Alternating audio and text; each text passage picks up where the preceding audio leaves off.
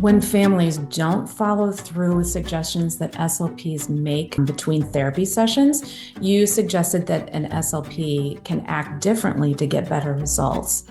How can an SLP change what they do to get parents more involved? So this can be a little bit touchy because oftentimes we have parents that are overwhelmed, and the thing that's difficult about early intervention is the space between sessions is usually larger than it would happen in the schools or a clinic session. In some states, they might be working with families once a month, once every 2 weeks, once a week. So it's very important that on the in-between, the parents are vested in this if we want great progress. And parents do have a role to play in this. But I also know that we have been able to dramatically increase parent involvement by changes on our side, by changes on the SLP side. Because when we started interviewing and talking to parents about why they didn't follow through, to be honest, a lot of times it was our poor instruction or they didn't have the support. So here's some quick ways in which you can just automatically increase parent involvement. So provide specific instructions. So it's not have the child repeat 2-word utterances.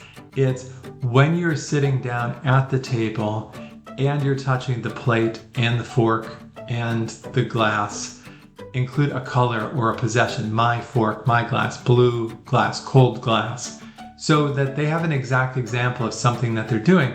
And you can lead by having the parent give the example. So again, back to describing your 2-word utterances. Say, give me an example of when you guys are just sitting together or working. And they might say on the floor, they might say in the car, they might say in the bathtub, they might say at the table. That is your place to give specific instructions.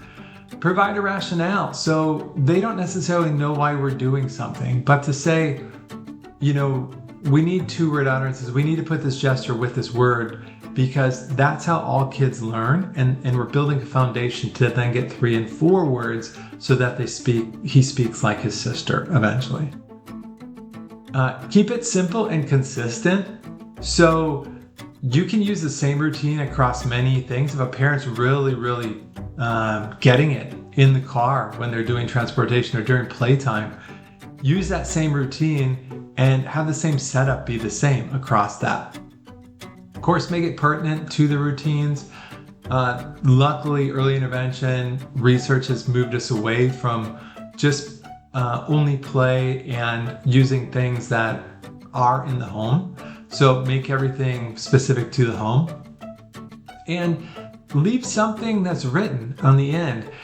So many times we came back and they're like, oh yeah, no, that last session went great, but then you laughed, a couple days went by and I didn't remember what to do. And by having something written down specifically that they could refer back to, it dramatically increased the amount of follow through that we were looking for.